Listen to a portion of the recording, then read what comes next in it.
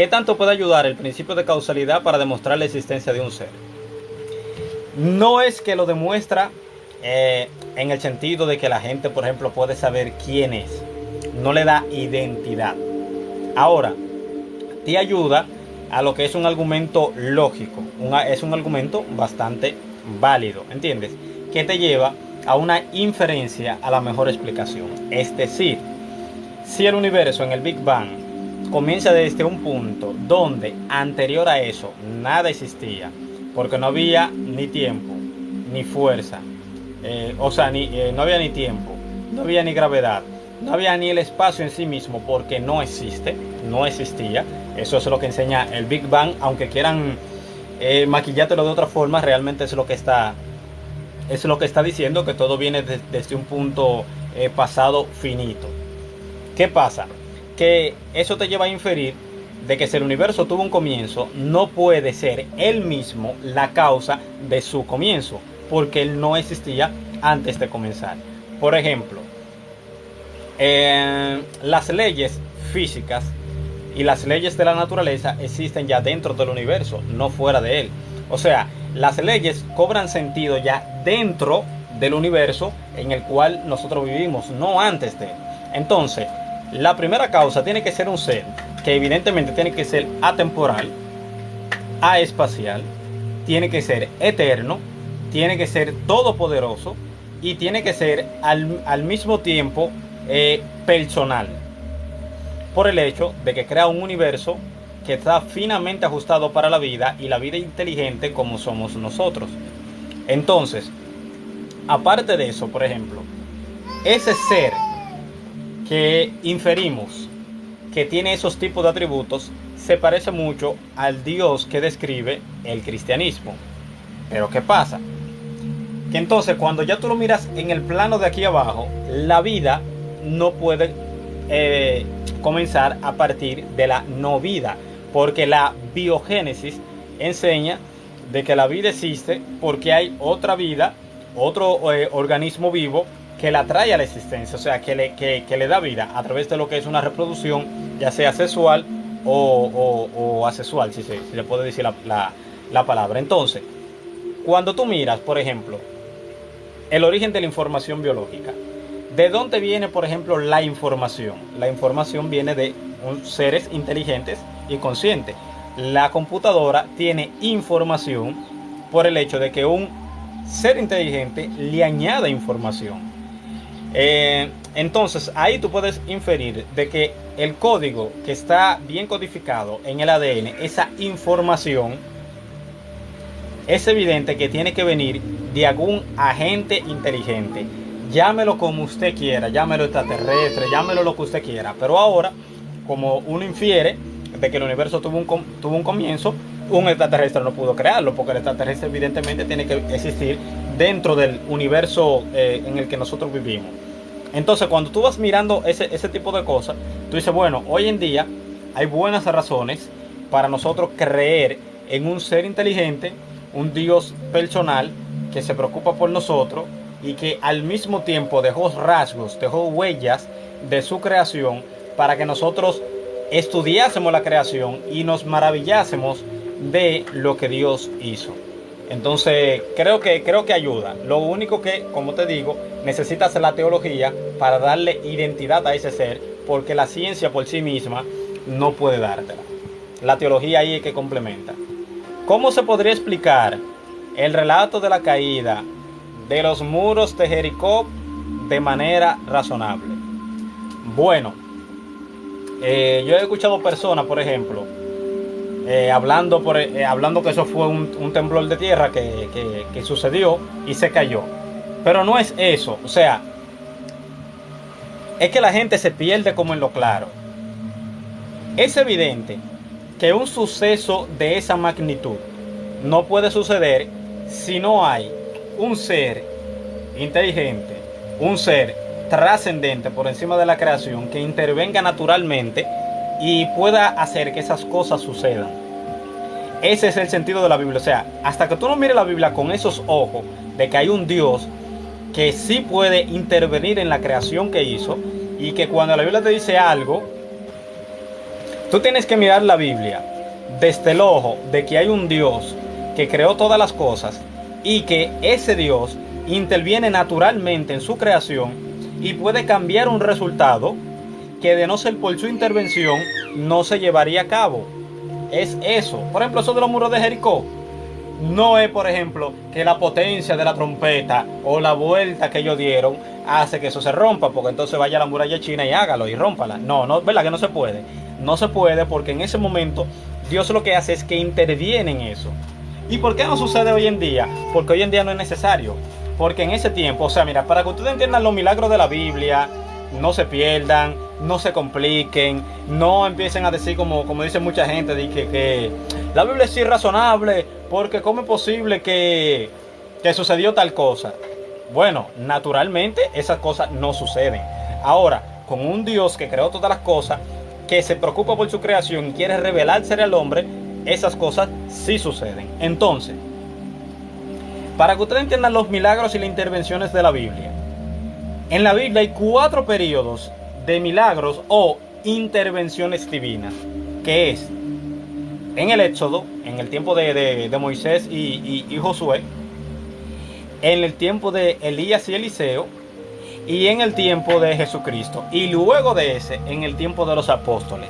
Fíjate, por ejemplo, que si tú haces una pausa luego de Josué, tú no ves evidentemente milagros, tú no ves ese tipo de manifestaciones. ¿Por qué? Porque cuando el pueblo de Israel mantiene lo que es una estabilidad teocrática, Dios no tiene necesidad de intervenir, porque evidentemente el pueblo está obedeciendo. ¿Cómo Dios, por ejemplo, puede mostrarle a Faraón a través de Moisés de que el Dios en el que Moisés está creyendo es un Dios poderoso? Es un Dios, por ejemplo, más fuerte que los dioses mitológicos en los cuales él creía, interviniendo naturalmente y haciendo que si él tira un báculo y se convierte en una serpiente, aunque los otros lo hagan, los magos, a través de poderes satánicos y etcétera, etcétera, etcétera, fíjate que el de Moisés siempre se lo termina comiendo. Entonces, los 4 periodos de milagros son para Dios mostrarse y mostrarle a Israel de que Él es el Dios todopoderoso por encima de todo. Luego que sucede en el periodo de milagros de Moisés y Josué, por ejemplo, fíjate que no suceden más milagros hasta el tiempo de Elías y Eliseo. ¿Por qué? Porque el pueblo estaba cayendo en apostasía. El pueblo estaba adorando a Baal. Entonces, ¿cómo Dios hace que el pueblo deje de adorar a Baal y muestre que Él es el Dios verdadero? Bueno, a través de milagros y señales que son auténticas, y que los dioses en los cuales creía, por ejemplo, Israel, en los Baal y etcétera, no tenían dicha capacidad, porque son dioses inexistentes. Entonces, fíjate que luego de ahí no suceden, después de Elías y Eliseo, no suceden más milagros hasta que llega Jesús. ¿Cómo Jesús muestra que es el Mesías? A través de milagros. Cuando Juan el Bautista le mandó a preguntarle que si él era el Cristo, el que había de venir, o esperamos a otro, ¿qué él dijo? Dile que sí. No, él le dijo, dile lo que tú ves y oís. Los ciegos ven, los cojos caminan, los sordos oyen, y a los pobres les ha anunciado el evangelio. Fíjate que la autentificación no es su palabra, sino los milagros que hizo, porque demuestra que Dios está con él, interviniendo naturalmente en ese tipo de señales que lo autentifican como el Mesías. Entonces fíjate, por ejemplo, que Nicodemo, cuando se reúne con Cristo, dice: Rabí, sabemos, o sea, en nombre de los fariseos, él dijo, sabemos que has venido de Dios. ¿Por qué? ¿Porque tú enseñas bonito? No, porque nadie puede hacer las señales que tú haces si Dios no está con él. ¿Te fíjate? O sea, los milagros, las intervenciones que Dios está haciendo en favor del pueblo a través de ese hombre en específico, demuestra que Dios estaba con él. Fíjate que Pedro, por ejemplo, en Hechos 2, en Hechos capítulo 2, versículo 22, ¿qué dice? Varones israelitas, Jesús, varón aprobado por Dios. ¿Cómo? ¿Con palabras? No, con señales, prodigios y milagros que fueron hechos delante de todos ustedes. O sea, ¿qué le está diciendo? Jesús el Mesías fue aprobado por Dios. ¿Pero por qué? Bueno, por los milagros que hace, porque demuestra que Dios está con él. ¿Te fijas? Entonces, luego de eso, viene ya el periodo de los apóstoles, donde en Hechos tú lees muchas veces que tú ves, y muchas señales eran hechas por mano de los apóstoles.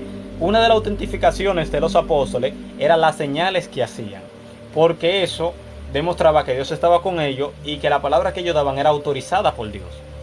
Y eso tú lo ves en segunda carta a los Corintios, capítulo 12, versículo 12, donde dice: las señales de apóstoles han sido hechas delante de vosotros. O sea, aparte de los apóstoles, nadie más puede hacer milagro. Luego que el canon se completa, como ya nosotros tenemos todo el consejo de Dios, y ya lo que nosotros necesitamos hoy es estudiar las escrituras para vivir conforme a Dios, Dios ya no da ese tipo de manifestaciones a ese tipo de nivel. Claro que tú puedes orar y Dios en su misericordia puede intervenir, pero ya tú no tienes ese don de sanidad. Diga que la sombra de Pedro sanaba gente, eso no se ve hoy en día. O sea, tenemos que ser racionales y saber que eso no sucede hoy en día. Pero sí puede suceder que usted ore por una persona y Dios pueda sanar a esa persona. Pero ya no es porque tú tienes don de sanidad, sino que ya Dios lo que hace es que en un momento determinado entiende que sí, y puede intervenir naturalmente y sanar ese tipo de personas. Entonces, ¿para qué eran los milagros en la Biblia y ese tipo de señales? Simplemente para autentificar el mensaje y el Dios de Israel. No era de que para hacer un espectáculo, ni es para uno volverse loco. Simplemente, si Dios existe, ese tipo de cosas pueden pasar. Si Dios no existe, ese tipo de cosas no suceden. Bien, Sócrates dice: ¿podrías explicar el libre albedrío? Sócrates, mi hermano, feliz año, Dios te bendiga mucho. Me preguntan aquí: ¿podrías explicar el libre albedrío de una forma plana y sencilla para todos, por favor? Bien, mira, nosotros, como tenemos la imagen de Dios, tenemos un alma o un espíritu, llámelo como, es lo mismo, llámalo como tú quieras, alma o espíritu, porque la Biblia lo usa intercambiable, ya lo he demostrado en 3 leyes anteriores, por si acaso. ¿Qué pasa? Nosotros tenemos un alma racional. Nosotros tenemos autopercepción de que existimos, juzgamos las cosas, estudiamos el universo. Nosotros sabemos lo bueno y lo malo, cosas que los animales no saben. Los animales no tienen libre albedrío porque los animales actúan mecánicamente por un instinto, por una información que tienen dentro que lo lleva a manejarse de cierta forma. Pero ¿qué pasa? El hombre tiene el libre albedrío porque el hombre puede, yo puedo ahora mismo apagar el like y ponerme a leer. Yo puedo continuar con el live y responder la pregunta, o yo puedo simplemente apagar el like y acostarme. Te fijas, yo tengo 3 opciones que hacer, que yo la puedo hacer libremente. No estoy condicionado a hacer una cosa y ya. No, yo tengo libertad para yo hacer las cosas que yo quiera. Ahora, eso trae un problema. Pero Dios sabe que yo iba a hacer este live. Y si yo no lo hubiese hecho, yo hago que la omnisciencia de Dios, o sea, el previo conocimiento de Dios, se equivoque. Porque entonces Dios sabía que yo venía a hacer, por ejemplo, un live. Sin embargo, como yo soy libre, yo no hice el live. Entonces Dios se equivocó en el previo conocimiento. No. Actúa de la siguiente manera. Como te dije ahorita, yo tengo 3 opciones para todas las cosas que yo quiera hacer. Para todo, para todo. Mañana, si tú quieres, puedes ir al trabajo e irte a trabajar. Mañana, si tú quieres, puedes pasar el día entero durmiendo y no ir a trabajar. O mañana usted puede agarrar y levantarse y no irse para su trabajo, sino irse para San Bill o cualquier sitio de eso y irse a disfrutar. ¿Verdad que sí? Fíjate, yo tengo 3 opciones. ¿Qué pasa? Que Dios ve tanto la elección que yo voy a tomar como las 2 opciones que yo tengo de hacer algo diferente a lo que yo iba a hacer. Entonces, cualquiera de las 3 opciones que yo tome, no viola la omnisciencia divina por el hecho de que Dios sabe tanto la elección como las opciones que tengo y las futuras ramificaciones de esas opciones que yo pueda tomar fuera de la que yo, por ejemplo, en un momento determinado tome. ¿Qué es lo que quiero decir? Que hay un camino, pero ese camino tiene dos curvas. ¿Verdad que sí? Al final de cuentas caen todo en un mismo punto, que es la omnisciencia divina, pero yo tengo libertad de doblar para la izquierda, doblar para la derecha o seguir derecho. Como Dios ve todo desde afuera, cualquier opción que yo tome, la tomo libremente, pero no escapa de la omnisciencia divina. Entonces el hombre tiene libertad de tomar decisiones, de hacer las cosas que él entienda, y al mismo tiempo, por ejemplo, no escapa de la omnisciencia divina. Entonces es como el libre albedrío. Oye aquí, el don de sanidad no existe, dices. No, yo no dije eso. Escucha lo que yo dije. Yo dije, esos dones de señales a ese nivel, hoy en día, por ejemplo, ya no está vigente. No es que no existe, sino que ya hoy en día no es necesario que el Espíritu lo dé, por el hecho de que lo que tú necesitas, por ejemplo, es ir a la palabra, estudiar la Biblia para vivir conforme a Dios, y la palabra es la mayor evidencia del mensaje de Dios que tú tienes.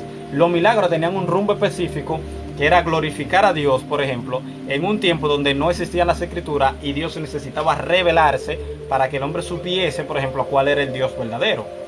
Pero vamos a ser lógico, Rubia. No es que yo soy ateo, yo soy cristiano y creo que Dios puede sanar, porque Dios lo hace, Dios sana. Yo he visto personas que Dios le ha sanado del cáncer, Dios le ha sanado del cáncer. O sea, que van con papeles y se ha orado en mis ojos y después van sin los papeles y esa persona se convierte. ¿Te fijas?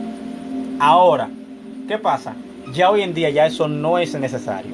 Dios puede, a través de una oración de la iglesia, una intervención, por ejemplo, de la iglesia, puede sanar o no puede sanar, pero en los tiempos de Jesús y de los apóstoles, sea consciente que Pedro pasaba y le ponían los enfermos abajo porque la sombra de Pedro sanaba.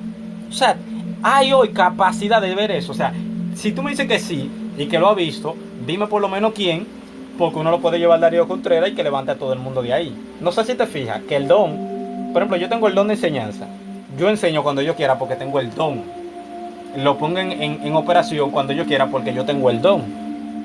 El pastorado, el pastor incluso fuera de la iglesia sigue pastoreando porque tiene un don de liderazgo así. Entonces, si tú crees, por ejemplo, que el don de sanidad hoy en día está vigente de esa forma que tú lo ves en el Antiguo Testamento, hay un error porque no sucede, no se ve. Lo que pasa es que nosotros confundimos orar por una persona y que se sane a levantarlo como hacía Pedro señores, Tíquico se cayó muerto, se cayó de una escalera, o sea, se cayó de un tercer piso y Pablo lo bajó y lo levantó y se revivió. ¿Qué cristiano puede hacer eso hoy en día? Díganme uno. ¿Cuándo vuelves al programa? Creo que nunca. A menos que sea un debate. O sea, a menos que me inviten a un debate así, pero ya para trabajar como antes, no. Ya yo no trabajo allá. No tenemos problemas, no estamos mal, nos llevamos bien, tengo el WhatsApp de todo, hablamos, pero ya yo no estoy en el programa y entiendo que fue lo mejor también. ¿Entiendes? Fue todo chévere, fue todo chévere. Habían algunas complicaciones en mi casa, tú sabes, con el tiempo, gestionar y etcétera, y yo mejor decidí, para no causar disgusto, decir, mira, yo me voy a parar y voy a salir del programa cuando yo resuelva lo que tengo que resolver y algunas cosas y organice todo mi vida. Entonces, si en un momento posterior hay oportunidad, pues bueno, vuelvo. Si no, me quedo afuera. Tu explicación sobre el libre albedrío fue muy compleja. Es que no hay otra forma de explicarlo. No hay otra forma. O sea, no hay otra forma. Porque yo no te puedo decir, por ejemplo, libre albedrío es que tú hagas lo que tú quieras, porque al final no es así. Libre albedrío es que tú siempre tienes, aparte de una elección fija, tienes opciones también que puedes tomar. Libre albedrío en un versículo, todo me es lícito, pero no todo me conviene. El primero, eso es, exacto. Puedes hacer lo que tú quieras, pero no todo es conveniente. Entonces, como tú eres libre, tú puedes saber si te conviene o no y si lo hace o no, porque eres libre. ¿Por qué hoy no hay la misma fe que antes? No, eso no es por eso, eso no es por eso. Simplemente con estudiar la Biblia tú sabes que no es por eso. Los milagros del Nuevo Testamento lo hacían los apóstoles. La Biblia lo enseña claro eso, mis amores. Jesús hacía milagros para autentificar él, por ejemplo, que él era el Mesías. Los apóstoles hacían milagros para autentificar que ellos venían de parte de Dios. Ese es el propósito de los milagros. No se compliquen tanto como de que no hay la misma fe. Claro que hay la misma fe, incluso mucho más, porque bienaventurados los que no vieron y creyeron. Yo tengo más fe que Pedro porque yo no vi a Cristo y sin embargo creo que resucitó. Pedro tuvo que verlo y Tomás tuvo que toparle en el costado y sin embargo yo lo creo al mismo nivel que ellos sin verlo. Para que tú veas. ¿Por qué tú crees que Jesús dijo bienaventurados los que no vieron y creyeron? Yo creo y no lo he visto. Lo he estudiado y creo que sí, que es posible, pero no lo he visto. Sin embargo, ellos tuvieron que tocar en su costado. Entonces, ¿cómo que no hay más fe que antes? Tenemos 70 veces más fe que antes. 70 veces más fe que antes. 1000 veces. 10 millones de veces. Porque los apóstoles escribieron el Nuevo Testamento. ¿Y tú sabes cómo la iglesia primitiva lo leía? Porque sabía que eran los apóstoles que le escribieron. Hoy en día, ¿tú sabes que fueron los apóstoles que escribieron? No. Tú puedes estudiar y tener una base lógica de decir sí, lo más plausible es que lo hayan escrito los apóstoles, pero en aquel tiempo había que estar seguro de que era un apóstol, porque si no era un engaño. Sin embargo, hoy tú la lees así. ¿Te fijas? Que tú tienes más fe que la gente de antes. Le pasa que eso es una mentira que no han querido vender, que es por falta de fe. Lázaro tenía fe y Jesús lo levantó de entre los muertos.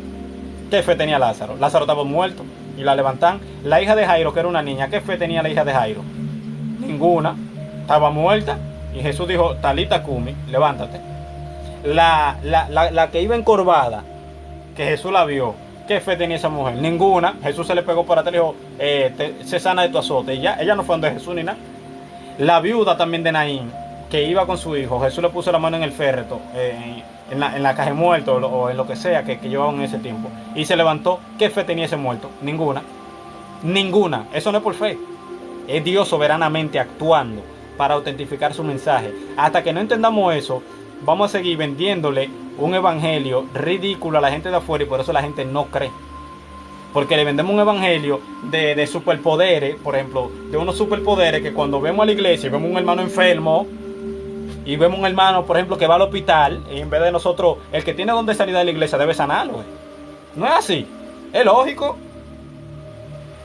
Vamos a orar por el hermano fulano de tal que está pasando una situación grave de salud y está en el hospital interno. No, el que tiene el don de sanidad tiene que ir, y así como hizo Pablo con Tíquico, que estaba muerto, se cayó de una segunda, levántate y ya. ¿Te fijas que no hay? No es por falta de fe, es que esas señales hoy en día no son necesarias. Pero hay señales, no como antes, pero he visto hombres de Dios que hacen crecer un poco a personas. No, eso es mentira, mi hermano. Esos videos que tú, mi hermana, esos videos que tú ves, que al final se demuestra que son falsos. O sea, yo lo que quiero que ustedes entiendan, entiendan lo que quiero decirles. Tú puedes orar por una persona y esa persona puede sanarse. No es hombre de Dios, es el Dios de los hombres que hace eso, no el hombre de Dios. ¿Qué hombre de Dios? O sea, ¿cuál hombre de Dios? ¿Cuál? El Dios de los hombres que hace eso. Qué diferente. ¿Qué pasa? ¿Qué pasa? Le vamos a vender vanagloria a hombre. ¿El hombre tiene poder de hacer qué? Nada, nada.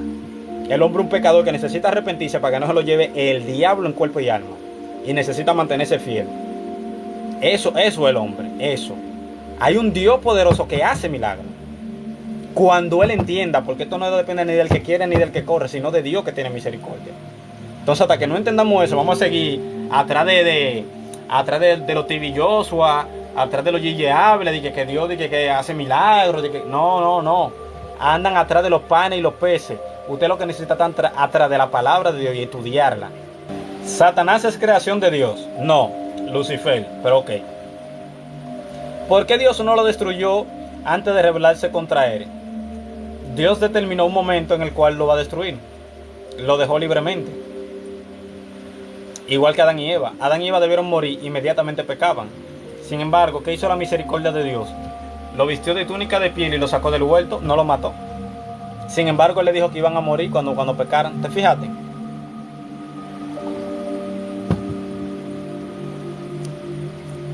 Dios tiene un momento determinado en el cual Satanás va a ser destruido. O no destruido, va a pagar su castigo en el lago de fuego y azufre. Eso dice la Biblia. Entonces, lo que pasa es que tú quieres que suceda antes, pero Dios no tiene tiempo. El antes de Dios puede ser cualquier momento. He visto que pueden enderezar pies de niños en mi cara y un montón de gente que lo han hecho. Volvemos a lo mismo. Repito. En la iglesia donde yo estaba, se oró por una persona que tenía cáncer y se sanó. Yo creo que Dios puede intervenir en favor de una persona en específico en un momento determinado y sanar. Lo que tú tienes que cuidarte es de ese limpiasaquismo de hombre de Dios. De que tú has visto que un hombre, no, nada de eso. Tú lo que viste fue que la iglesia estaba orando en el momento en que se llamó esa persona y él también oró. Y si sucedió de verdad, porque tiene que tener cuidado, porque hay mucho fraude. Si no, metas a YouTube para que usted sepa, hay mucho fraude. Moisés Bell y un sinnúmero de gente que yo, porque a mí no me gusta. Ustedes saben que yo me cuido éticamente, está mencionando personas, pero dejen de estar creyendo tonterías también. Que el cristiano es muy iluso y anda atrás de los panes y de los peces y del espectáculo. Tú tienes que andar atrás de la Biblia. Deja de estar andando atrás de hombres, de que se han hecho. A mí no me importa que haya milagros o no, para yo creer en Dios. Yo creo en Dios por su palabra y por lo que la cosmovisión cristiana aplicada en tu vida puede hacer. A mí no me importa. Mira, yo me puedo enfermar, Dios me libre. Y que 1000 gente oren y no saname. Y yo sigo creyendo en Dios igualito. Para que te claro. Dice aquí, ¿tienes algo en donde no estás de acuerdo en la Biblia? No, porque es lo que yo te digo. Es que yo no miro la Biblia de forma carnal, en el sentido de lo cotidiano. Yo miro la Biblia como un libro donde el Dios que creó todas las cosas, que se puede inferir tanto filosófica como científicamente, de que hay un ser trascendente. Yo lo miro desde esa óptica, de que hay un Dios por encima de todas las cosas que puede hacer que muchas cosas sucedan.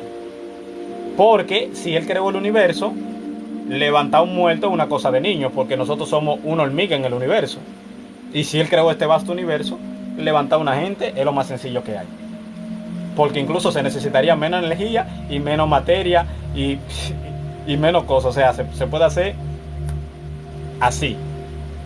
Ahora, yo lo miro de esta perspectiva. Lo que pasa es que la gente se confunde. La gente quiere mirar la Biblia como que la Biblia es de que el mundo natural, de que la gente, o sea, en el sentido de la gente que caminando por la calle, y Moisés dice que va a tirar una vara y de que se va a convertir en culebra. ¿Quién dijo? Moisés no tiene poder para eso.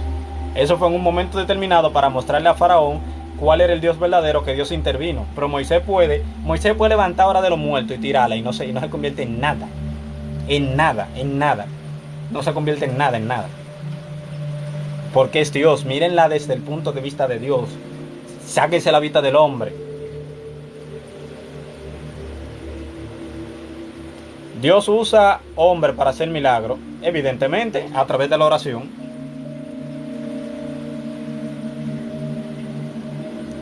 En mi cara he visto crecer pies de niño a través de hombres de Dios. Pero se sabe que es Dios, pues no diga hombre de Dios. Simplemente di, tú has visto, por ejemplo, que Dios ha manifestado en un culto y ya, porque no es hombre de Dios.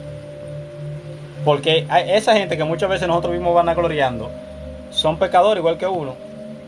O sea, ustedes me ven a mí aquí, ¿verdad? De que enseñando. ¿Quién sabe la vida moral mía? Nadie. Tú ves, yo puedo tener otra mujer ahora mismo. Yo puedo, cuando termine este live, poner a ver pornografía. Yo puedo, cuando termine este live, darle una galleta a mi mujer, mandarla al diablo. ¿Te fijas? Entonces, quiten la vista del hombre, pónganla en Dios. No, yo no soy un hombre de Dios. Yo simplemente creo en el Señor de todas las cosas. Y soy un pecador que necesita arrepentimiento todos los días para que el diablo no me lleve en cuerpo y alma. Esa es la verdad. Dejemos de estar endiosando gente, que por eso es que muchas veces cuando un hombre peca, nos queremos volver locos y de que noticias, de que fulano de tal pecó, que, ¡ay! David pecó, Pedro pecó, gente que estaban ahí con Dios, que hablaban con Dios, pecaron de forma desastrosa. Entonces yo que nunca he visto a Dios, no vi a Cristo, no he hablado con Él, yo nunca he escuchado la voz de Dios como lo escuchaban los profetas, nunca he hecho un milagro ni nada, tengo que ser doble de pecador. Entonces, ¿qué es lo que les quiero decir? Quiten la vista del hombre. Usted me puede usar a mí como fuente, gracias a Dios, por ejemplo, y preguntarme cosas y usted recibirla, pero yo no soy la gran cosa es Dios. Dios es la gran cosa.